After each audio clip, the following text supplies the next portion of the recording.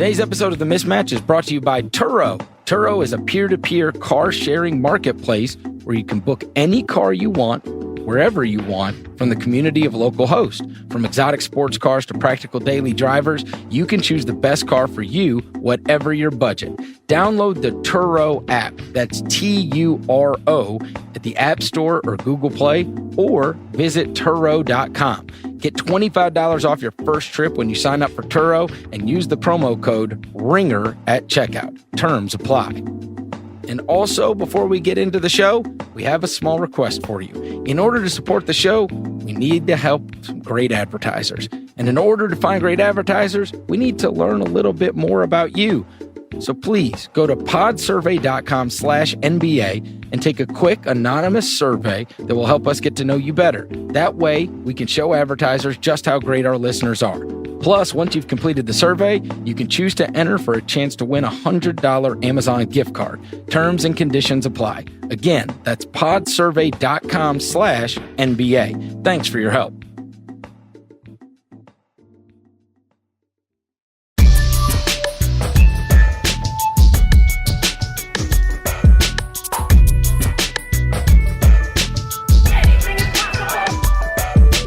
Welcome to the Ringer NBA show. I'm Chris Vernon, and join me as he does every Tuesday on The Mismatch is Kevin O'Connor from TheRinger.com, a.k.a. Kevin O'Bomber, a.k.a. Kevin O'Concert, a.k.a. Kevin O'Climber, a.k.a. Kevin O'Conflict, a.k.a. Kevin O'Candyland, a.k.a. Kevin O'Capspace. Kevin! Verno, what's going on? How you doing after All-Star Weekend? It was great to see you in Charlotte, as I did many of the other people from The Ringer. It was my first All-Star Weekend, and it was amazing. It was amazing. I had a great time. I had never been to it before. You know, I was the guy who was a little kid. You know, I planned my weekends around that. And, you know, still as an adult, on Friday night, I would watch all the stuff, the Rising Stars. And on Saturday night, I always made sure I was in to watch All-Star Saturday night. And so I've watched that on TV my whole life. And then getting to be there in person and then kind of trailing along and meeting so many different people and experiencing things that I'd never experienced before. It was great. It was absolutely great. And I quite liked Charlotte as a city. I'd never been to Charlotte before. I read your Instagram post last night, Chris, the one talking about just how nice it was to be there. You know, like you said, after watching it your whole life, the thankful feeling that you have being there. I echo all that, man. It made me really smile last night reading that on @Chris Vernon Show on Instagram, by the way. Oh, well, yeah, which will feature my pictures, which I suppose there are many of you out there that every friggin' time the Ringer posts a picture of me, my feed goes absolutely bananas with, I thought you were old. I thought that you, that's not what I had pictured in my head. His voice doesn't match what he looks like. Is he 16? Like all this kind of stuff. Can we just say that that's a compliment, by the way? Like that you look younger than your age. I mean, it is. It's like what everybody wants, to look younger. Yeah. It's well, great. they're like, his takes are for old people, but he sounds like he's 40, but he looks like he's 16. And this is like, to be fair, your takes are for old people. I'm just saying. Shut up. Well, here's a little news flash for everybody. Okay. I am a genetic freak. I am old. I don't know what to tell people. Like, I'm old. How old are you really? Can I ask? How old are you? Oh, I don't care. I literally just turned 40. Okay, yeah, I thought you were like 38 to 41 or something like that. Well, I mean, I have two kids. I got two kids. Everybody knows I got kids. I started covering the NBA in, well, I guess it's going on 18 years. This is my first job. I got a job in radio, and I had moved to Memphis post-college, and the team moved here the same year I moved here. And so I was trying to figure at that time, I'll keep this story quick. I was trying to figure out the landscape because you look around and you see, you move to a city and there's like a guy who's the Tigers guy, and there's a guy who's the college football guy, and there's the guy who's this guy, right? That everybody goes to, and they're kind of like the voice of, if you want to hear an opinion on this stuff. And there's the guy that's like the historian guy and all this kind of stuff. Well, what I kind of realized was nobody would ever be able to say that they covered a team more than I did if I just hit the ground running from the very beginning. And so the first event they ever had were workouts for the draft. And all these guys are retired now, but it was the year they took Pau Gasol and Shane Battier. And they did it. They did not even have a facility at the time. And they did it at a small college, Rhodes College. And I went over there, and Jerry West had become the general manager, and like all this stuff had happened very, very quickly. And I went over there, and that was like the very beginning of it. And I've probably missed, I don't know, I'd say you could probably count on less than 2 hands how many games I've missed in, 17, 18 years? So that was going to be like, I could always be there. I could always be around. I could always be at an arena. I could always get to know these people over the years. And so that was kind of it. But yeah, like every time a picture's posted, people are like, I thought you were old. I am. I don't, all those years in Memphis, the to beat years, Tony Allen. How dare you? Great That's the first years. thing you mentioned. But I'm not to the point yet, Chris. The grit and grind years, Marc Gasol and Mike Conley, all these great years. It led you to Charlotte, where you met Wolf Blitzer. Okay. Now, do you want to hear these stories? Yes, I do want to hear these stories, Chris. I really do. I have got some unbelievable ones from Charlotte. Please. So I'm there, and the first night that I'm there, I go to this NBA event. I get done with it, go back to the hotel. It's late, but it's not like crazy late. It's probably, I don't know, midnight. So I go back there, and there's a guy I know that's like at the hotel bar. So I go over there and I meet him with the group of guys that I'm with. And I go over there, and now like we're all kind of talking, and I walk up to the bar. So I feel this like, the bar, like everybody's kind of just gotten in town. And so everybody's like meeting up with everybody at this place, if you're staying within the vicinity. And so I turn, and the bartender is like getting a bunch of glasses out, like martini glasses for a toast. And I'm like, guess everybody's just excited to see each other, whatever. And so I turn to my right, and it's one of those situations where everybody's kind of like smushed together at a bar. And I turn to my right, and it is Sonya Curry. Okay, Steph Curry's mom. And she's like, hey, how you doing? I introduced myself, and she's like, hi, I'm Sonya. And I was like, I know who you are, whatever. And she is the one getting all of these. So like I'm passing out these drinks to her, and they're about to have this toast. And I'm like, well, what's going on? And she said, you're never going to believe this. It's so exciting. My youngest, Seth, asked his girlfriend to marry him tonight. They just got engaged. And I'm like, wait, what? So now Steph Curry and Ayesha Curry, this is so great for name dropping. They walk in, the dad walks in, like all these like family and friends and all this kind of stuff are like in there because the son has gotten engaged. So next thing I know, I'm like in the middle of this engagement party, right? And Steph Curry walks in, and all these people, like anybody that's there is like trying to get pictures with him and whatever else. So I'm watching him as he walks in, because of course, he can't go anywhere. And this is his hometown, no less. So he's like the tallest guy in the picture always. He's like the one holding up the phone, taking the selfies with people. So at one point, he's taking this picture with a bunch of older guys. And I'm like, I'm like, he's stopping and taking pictures everywhere, whatever. So he takes his picture, and the guys from the picture turn around. One of which is Harold Ford Jr., who is a congressman who I know because he's from Memphis. And so I see Harold and start talking to Harold, and his buddy turns around, who is one of the older guys, and it's friggin' Wolf Blitzer. And I'm like, you have got to be kidding me. He is the one taking the selfie with Curry and his group. Okay. Now, by the way, every time I turned around in Charlotte, Wolf Blitzer was behind me. Like somehow he was everywhere. Everywhere. I saw him like 3 times at the arena just walking around. I ended up at like all the same places with this guy. Okay. And so, anyways, meet him. And I will say this. So I was obviously around there the whole night. Steph Curry, and I get it. It's his hometown. I get it that, like, he's around his family and whatever else. Kevin, I'm telling you this. And this is going to be one of the themes of what I talk about today from All-Star Weekend. This guy, I'm talking every person that walked up to him at this hotel bar. And then as he leaves, every person that walked up to him, I saw people with kids walk up to him. I saw people and he doesn't know me from anyone, right?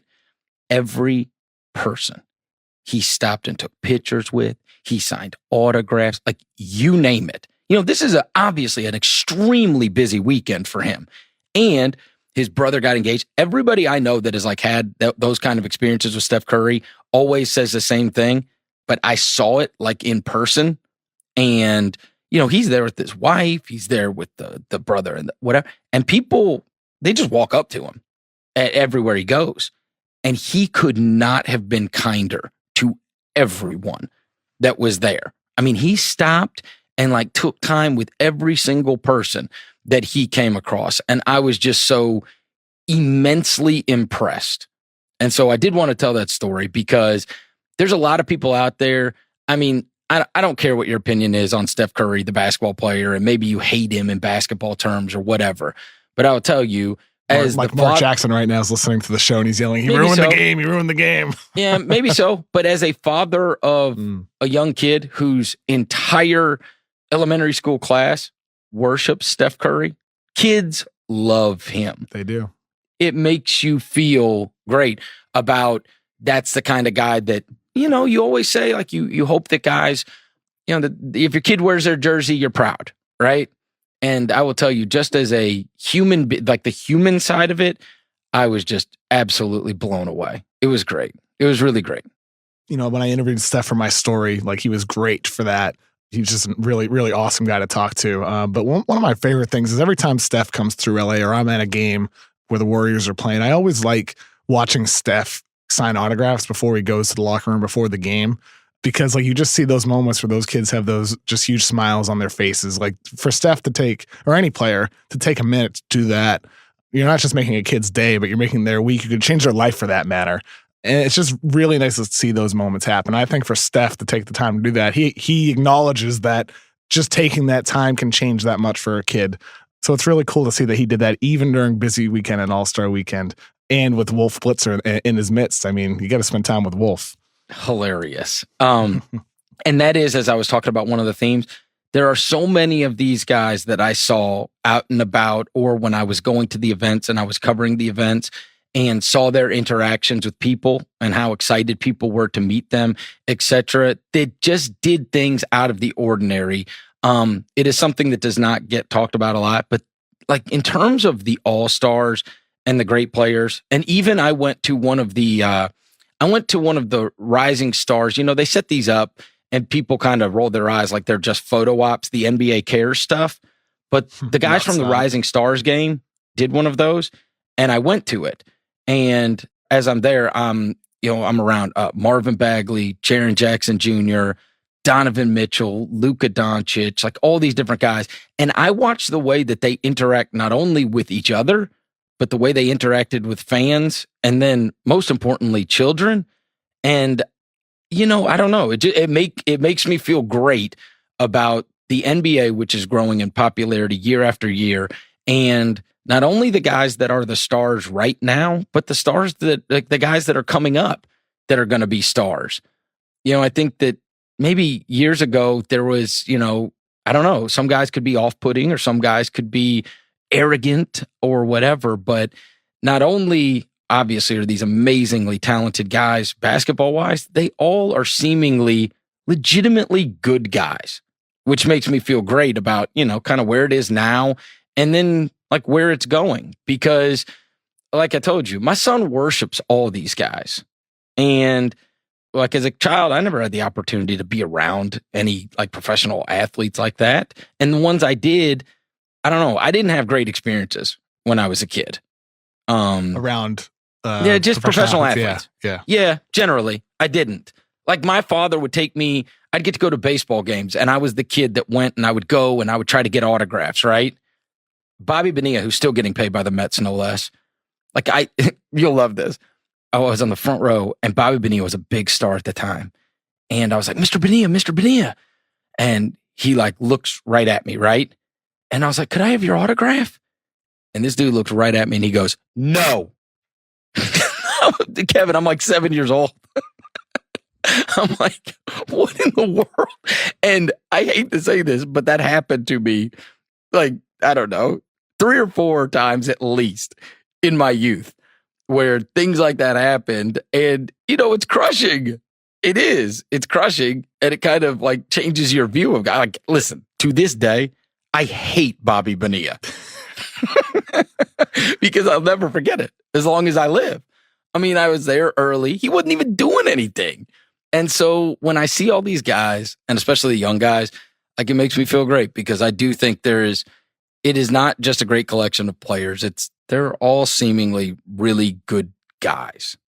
Yeah, I mean, I had a really good conversation with us here at Sohi over the weekend just about this collection of people from around the world. I think Adam Silver said it's like 1,800 members of the media from around the world, but it's not just the media, it's the players and the NBA executives and coaches and from people from the league office around the world. And like the cool thing, that I think about this weekend is it's always a reminder is there are just like a lot of happy people to be there, right? I think a lot of people who are loving what they do and loving the experience, whether it's the players at these NBA care events to be able to make a difference, in a kid's day and in a kid's life, or whether it's, someone who's just working on media like we are. I think there's just a lot of joy at these All-Star weekends. And it's just, I'm just really, really, really thankful. It's my 3rd year in a row going, I'm just really thankful for it. It's just a really good time meeting people and seeing new people and just having some cool experiences and getting some good work done too.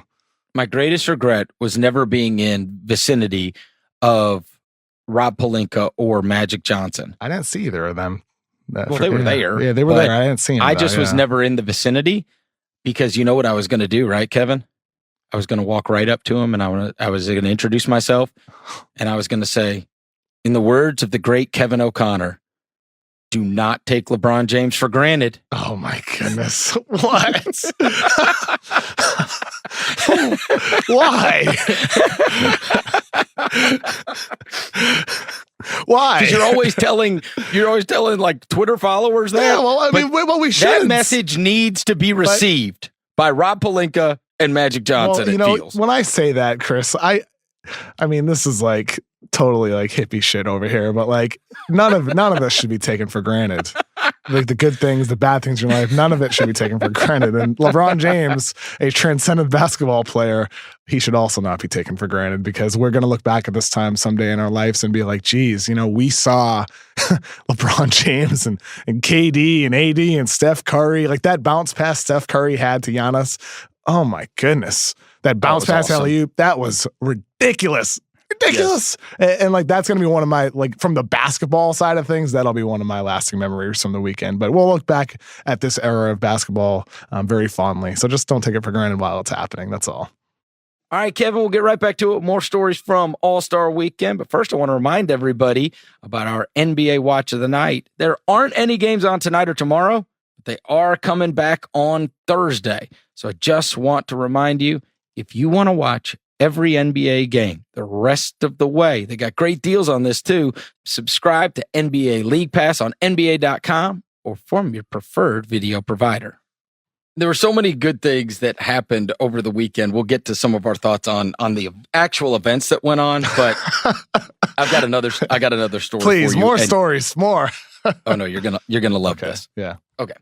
So for years and years and years, I had Sonny Vaccaro, who's a legendary shoe executive and considered the godfather of grassroots basketball. For 100 years, he ran the summer circuit basketball and a massive, it was called the ABCD camp, which every great player for like 20, 30 years was there. And a lot of them made their name there. Most famously, Tracy McGrady. Obviously, LeBron James played in it. He is the guy that signed Michael Jordan to a shoe contract originally, Kobe Bryant, Tracy McGrady.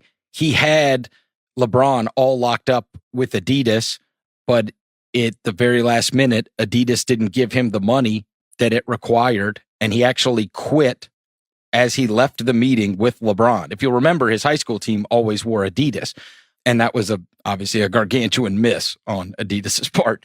But he has been involved with, and in between, his summer camps and in between the effect that he has had on basketball for the last 50, 60 years. And you can watch, there was an ESPN 30 for 30 called Soul Man about him. He knows everybody. It just so happens, Sonny and I developed a friendship over a decade ago. He would come on the show every week, and I didn't even know that we were both going to be there, much less staying at the same hotel. We had not spoken within the last week, and he went on a whim to go be there. And so, as I told you, he knows everybody, and I meet him one morning in the hotel lobby, and there's this whole group of guys around. And there's people that they all kiss the ring of Sonny Vaccaro. He's like the elder statesman. So he's introducing me to all these people and whatever.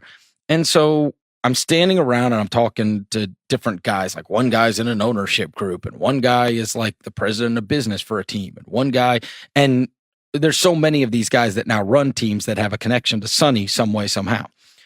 So anyways, Sonny ends up, and he's going to have to leave to go fly out. And so he has to leave, but there's a group that's all kind of like just standing around, milling around, talking. And we've been talking for 15, 20 minutes at this time. And there's this guy, younger guy named John that I'm talking to. And so me and John are just sitting there talking about all manner of things. And so we're talking about stuff. He's asking me about what I do and whatever. Super nice guy. So 15 minutes into it, I was like, so what do you do, John? And he said, I'm the general manager of the Bucks. And Kevin, I mean, you want to talk about I'm actually I got a chill on my arm right now. It dawns on me in this very moment, I have no idea what the general manager of the Bucks looks like. And I never asked this guy's it's John Horst, who is the general manager of the Bucks, okay? He's 35. Young guy, really young. He's 35. Now, if you remember the story, it was a crazy story because the ownership all got in this huge fight. So I remember the story, but even if you go back and read articles, which of course I did after all of this, if you go back and read articles, the people that originally wrote the articles, when they announced he was going to be the new GM, there was no picture of him on the internet anywhere. So nobody knew what he looked like.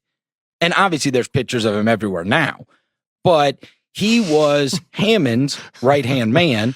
They go and they interview, 7 guys. They cut the finalists down to 3, and then they're going to decide on it. The ownership gets in this huge fight, and John, he's not one of those first 5 or 7, and he ain't one of the 3 finalists.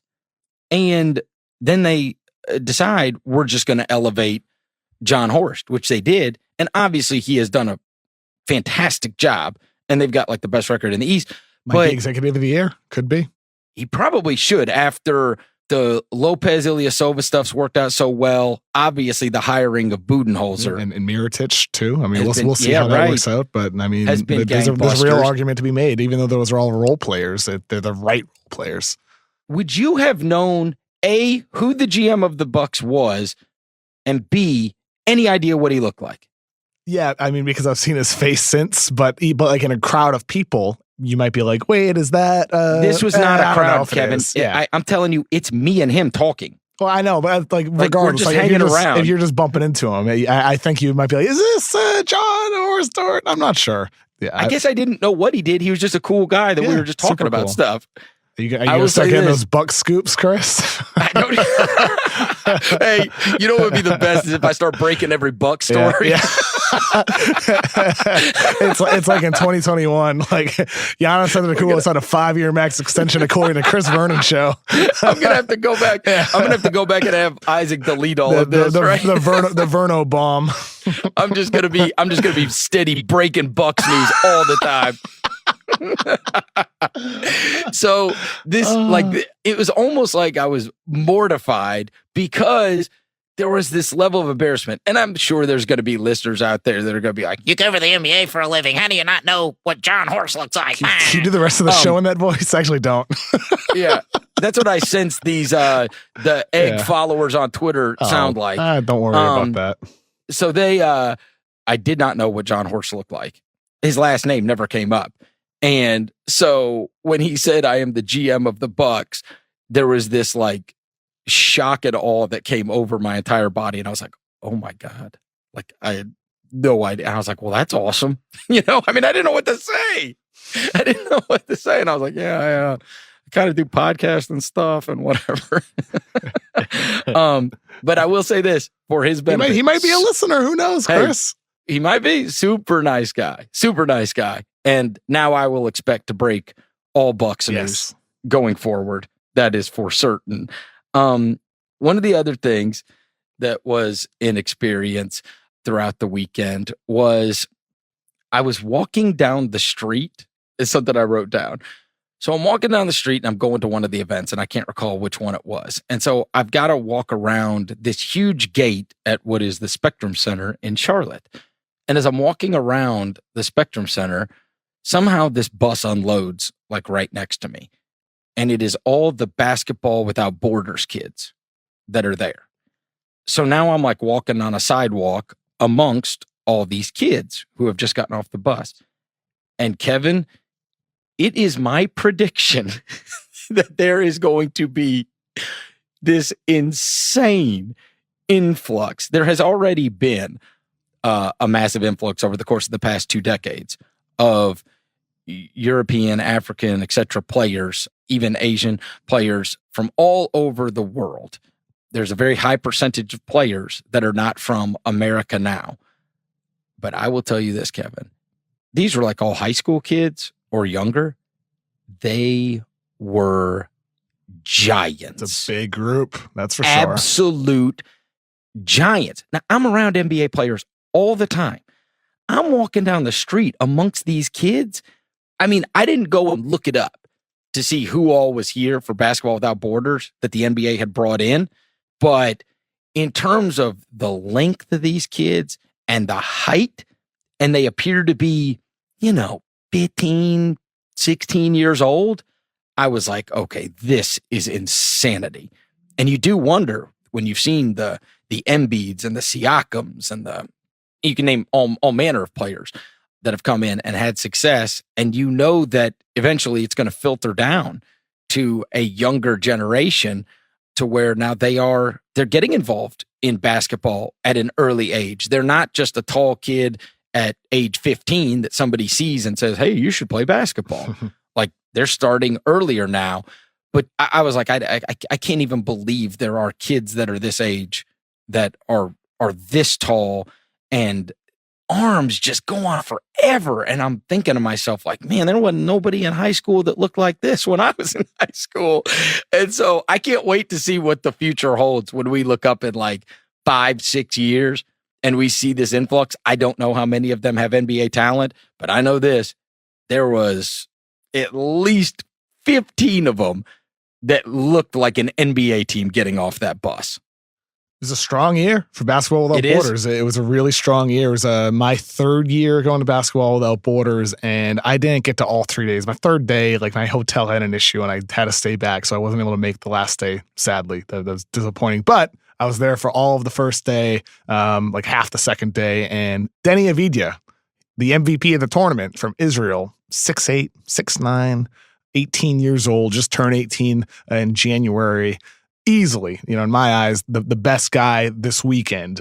He's a playmaker with size. He can shoot from literally anywhere on the court. He had this one shot, I think, on day 2 from the right wing. It was like his 4th 3 in a row that he had hit. And the defender was just draped all over him, and he was clearly fouled. No whistle was called. But this dude, like the shots he hits, it's not like it rattles in. Like it barely touches the net. He just has a pure stroke and playmaking ability with size. So he's undoubtedly at some point going to get compared to Luka, which I don't think he's that level of a prospect, but he's a really, really high level basketball player at only 18 years old and won MVP in the tournament, and rightfully so. He was really impressive, and he'll be in the 2020 draft class, as will a lot of these players that were here this weekend. Some will be 2021, but most are going to be the 2020 class. Okay, so the talk when you were amongst people at the Basketball Without Borders was that, in fact, because again, I cannot speak to their skill level. I just saw their size, which was big. Yeah. Oh my gosh, Kevin, they got off the bus as a group of high school kids, and I was like, you have got to be kidding me. It was like 6'7" to 6'10s everywhere. Yeah, they're a big group. I mean, I think that's, the misconception in today's league. It's like players are still big. The average height of the NBA player has not changed with this influx of small ball or whatever you want to call it. But there's a lot of size. Like even something like Killian Hayes, a guard, he'll likely be in the 2020 class. 6'5", 6'6", really good player who can handle the ball.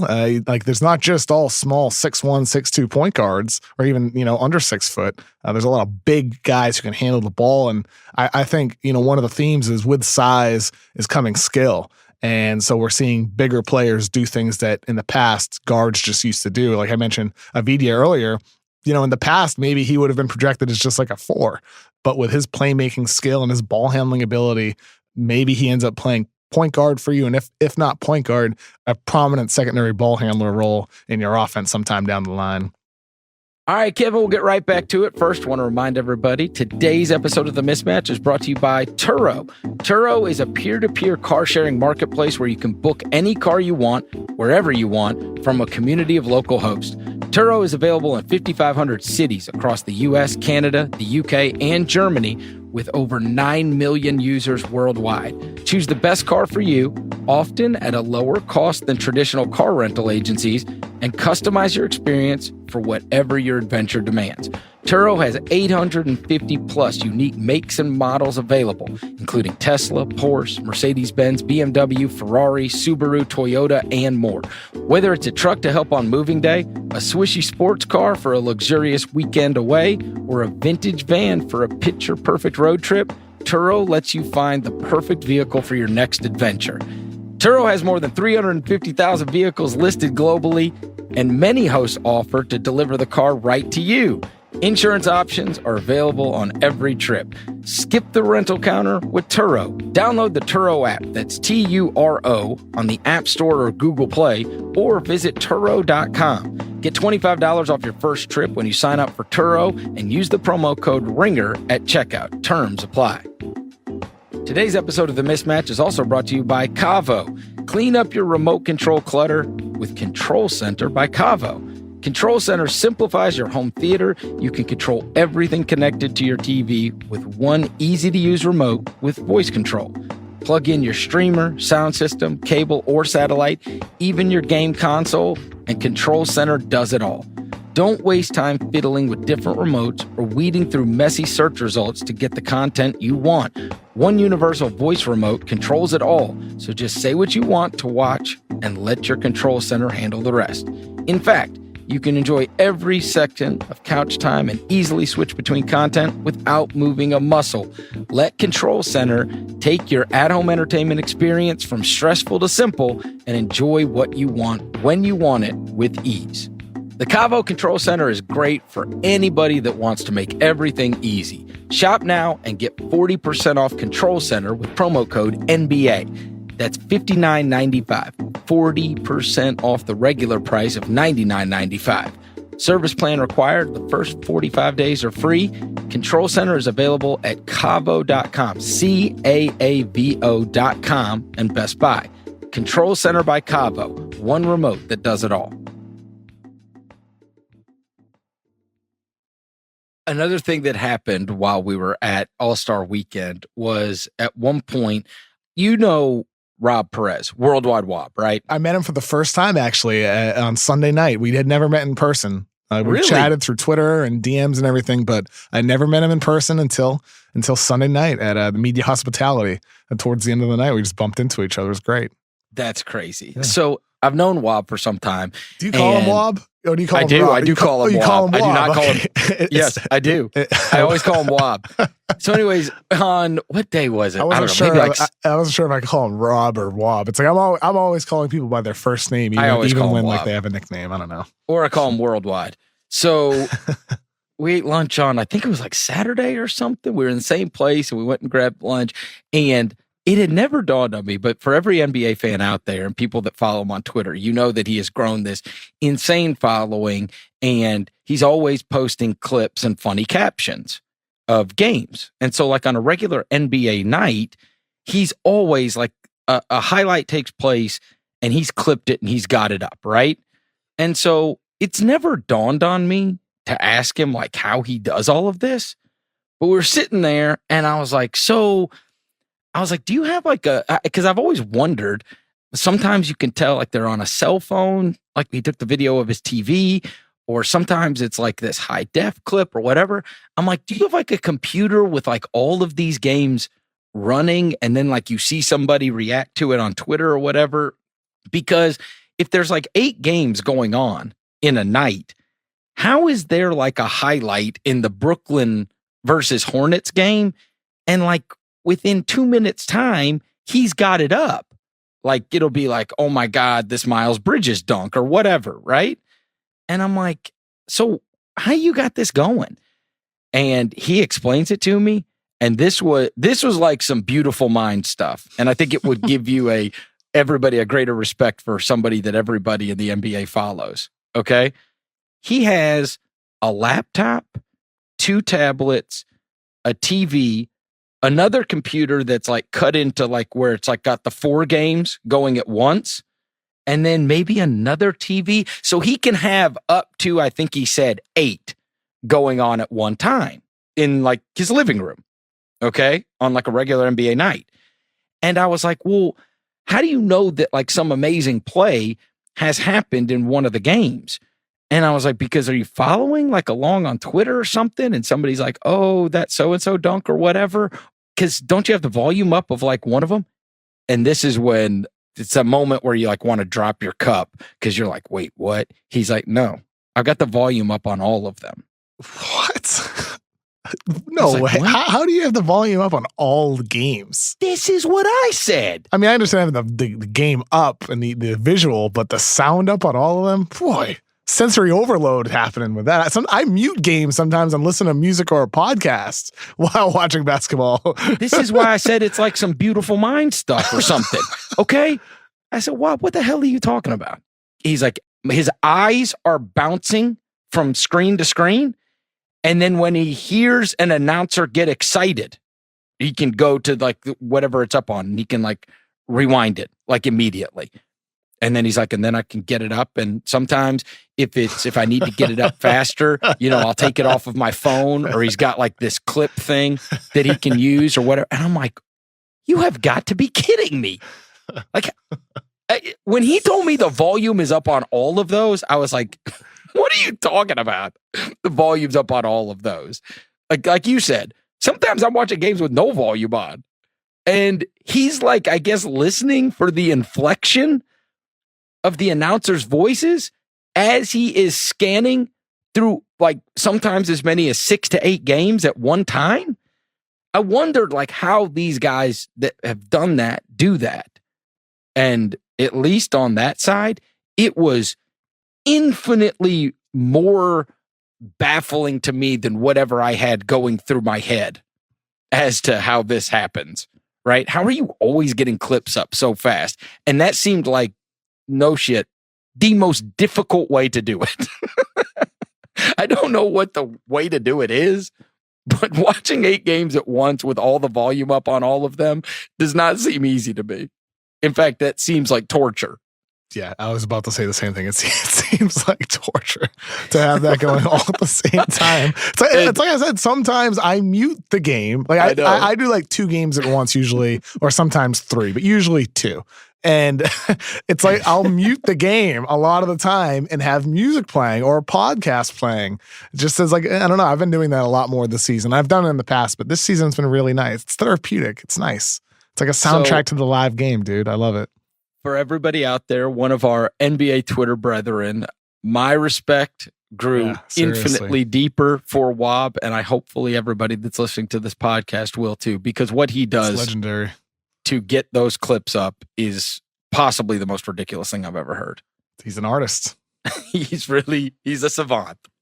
All right, let's get to what else did I have that we had to go through from All-Star Weekend, Kev? Oh, road trip for Mr. O'Connor.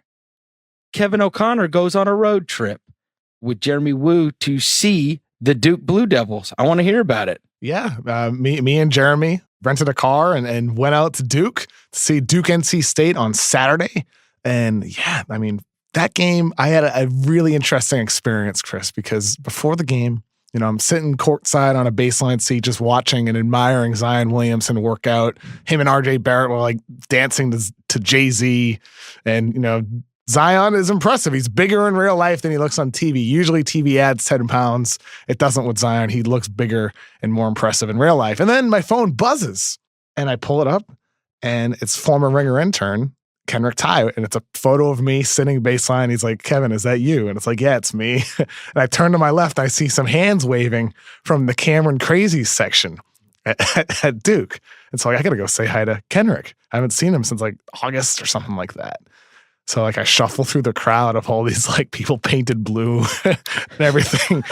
and like I meet Kenrick, I meet his girlfriend and some of his friends. I stayed there the whole game.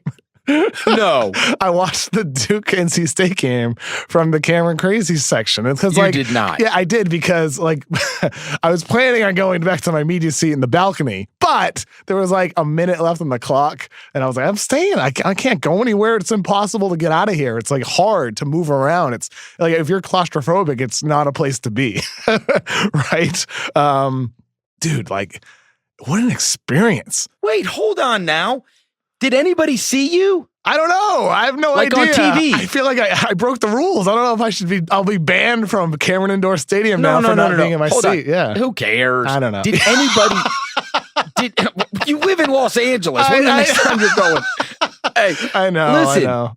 Oh, I love this. So wait, did anybody see you like on TV? I did not get any tweets or DMs about it. God. No. We've got to go back and find this. So listen, for all I was the pretty much like straight away for the opposite side of like Coach K, like 7 or 8 rows back, something like that. For all the NBA mismatch fans that are out there.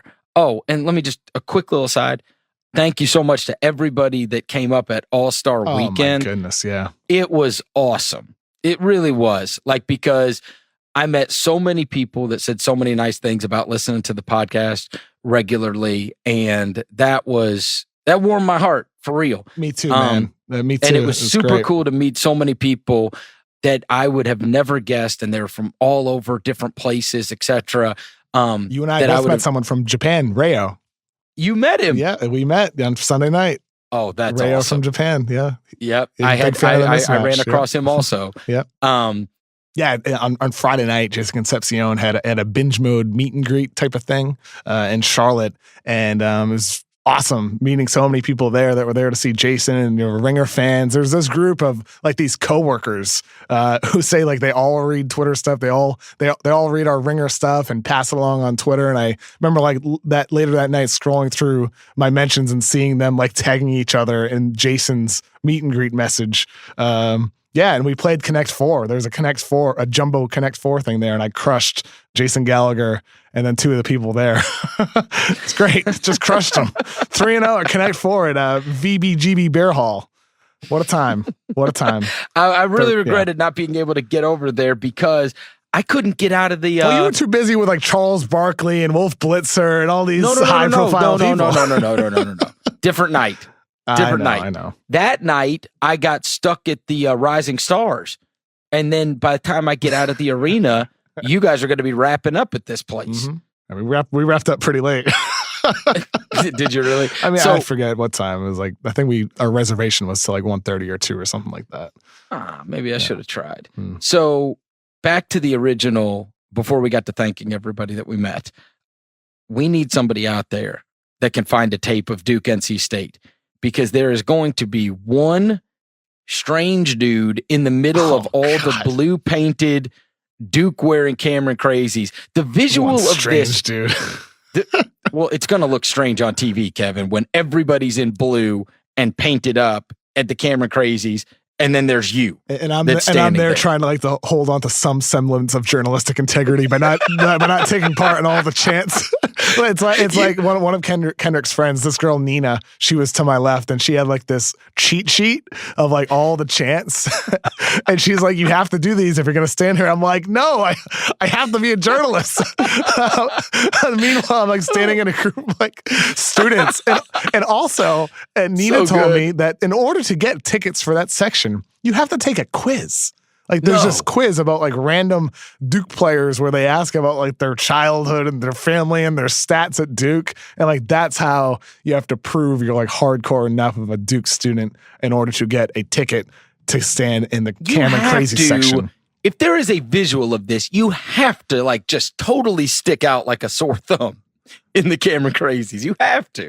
I probably do.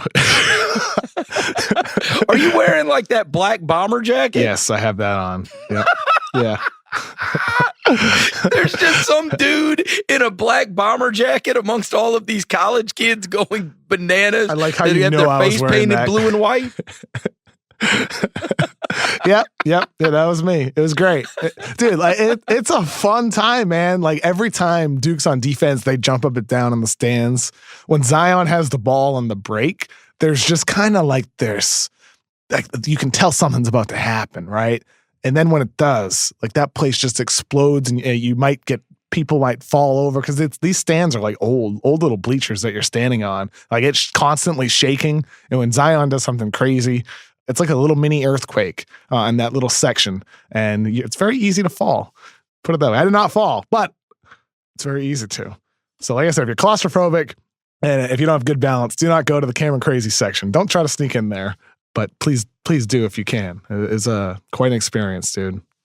Two other things that we need to mention. One is there was a lot of talk, as you would expect, about Anthony Davis and that whole situation that was going on at All-Star Weekend. And while we're there, the news comes out that Dell Demps has been fired by the Pelicans, which it was interesting to say the least, given the Pelicans were in the middle of the whole fiasco that went on with Davis at the trade deadline. I listened to Simmons and Russillo on their podcast, and they were talking about different rumors and scuttlebutt and things they had heard while they were at All-Star Weekend. And some of it obviously surrounds Clutch and Anthony Davis and everything that went on with the Lakers and the Pelicans and then Dell Demps being fired, et cetera, et cetera.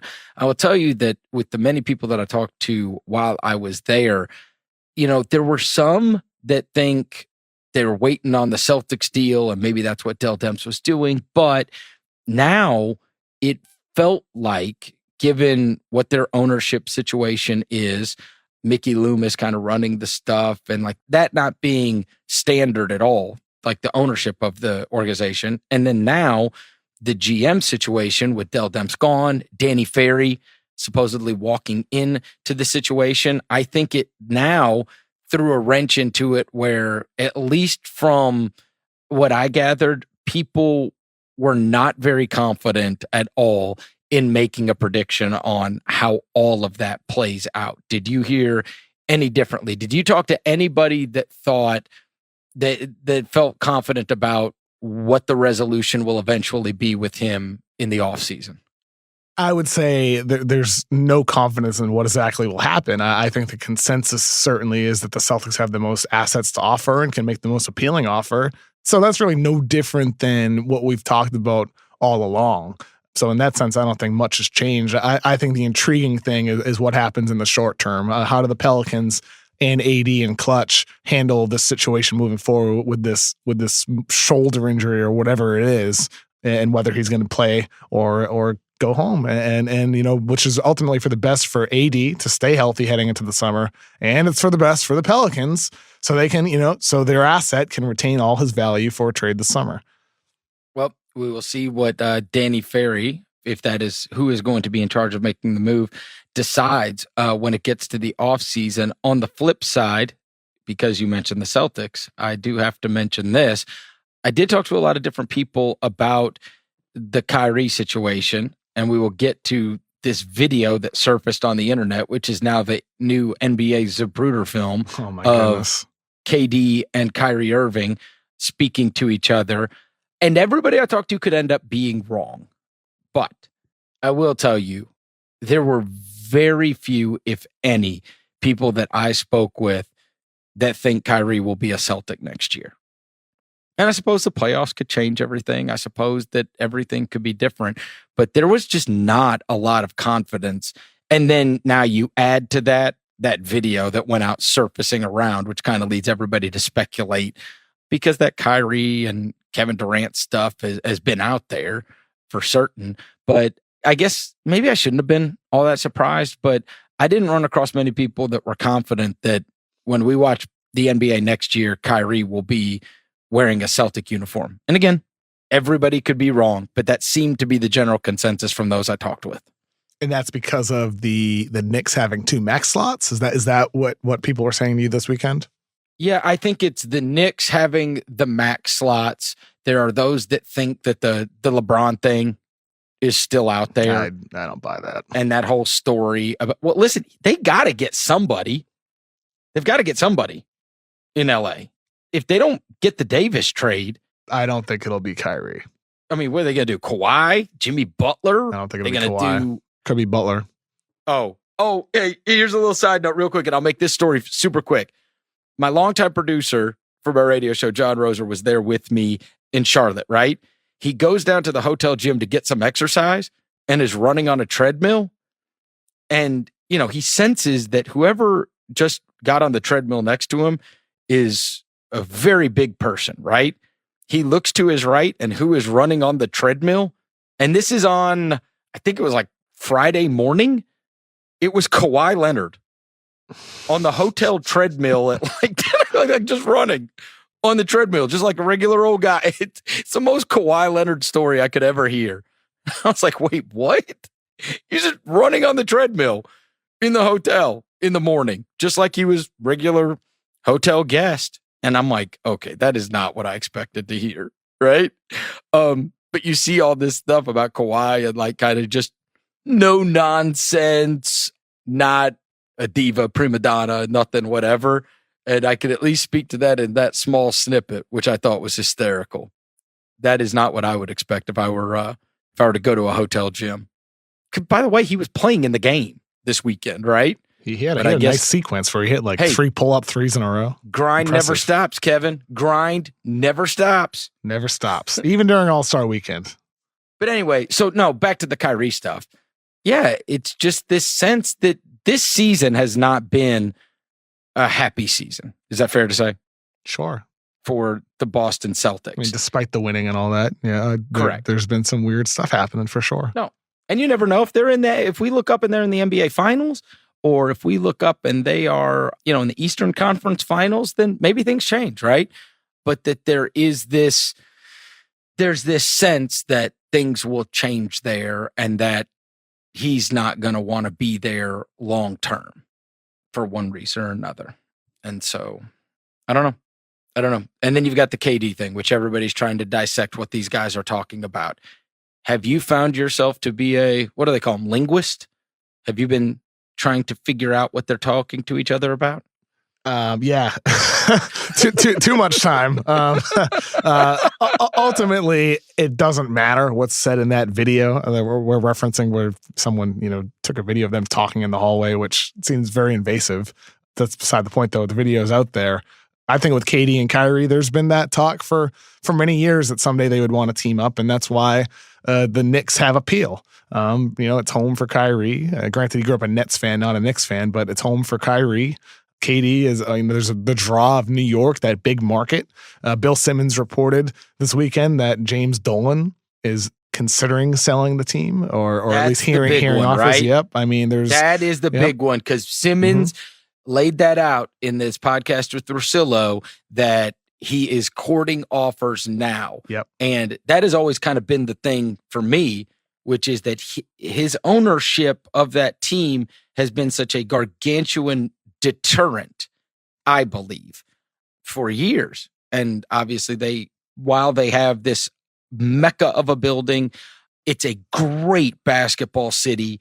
And in addition to that, they have this market, which is unparalleled in terms of size. And yet they have had this incredibly difficult to non-existent time of signing free agents over the last 2 decades. And I do think that would change completely if, in fact, it is reported that James Dolan has found somebody to take over ownership of that team. And it would be interesting if I think that franchise is valued at $4.5 billion, and Bill said he was asking for $5 billion, and that's without Madison Square Garden. There's not a lot of people in the world that can afford that, especially not without getting MSG as part of that package.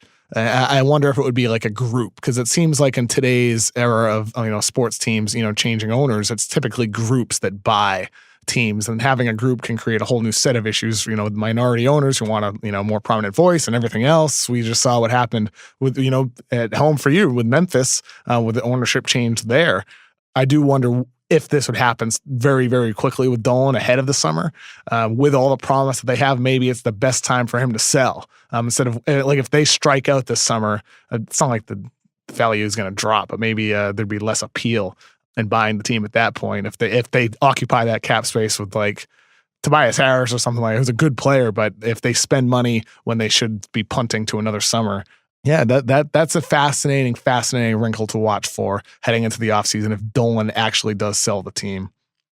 Yeah, and I think I would, being a singular owner I don't think there's any possible way. I think you're onto something. There would be a majority owner who puts the most amount of money up, but then you rally this possibly large group of people together to become minority share owners in this situation with the Knicks.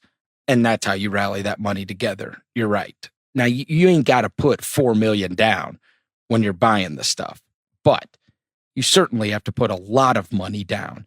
And being the singular owner of that is probably a bridge too far for even the most wealthy of people. But I mean, we've seen massive ownership groups be able to be put together. Much less you could probably find, maybe 5 to 6, right? Have one majority owner and then get 5 other investors. And I don't think that there's not going to be a problem finding rich people that want to own the Knicks. Mm-mm. I don't think that's going to be a problem.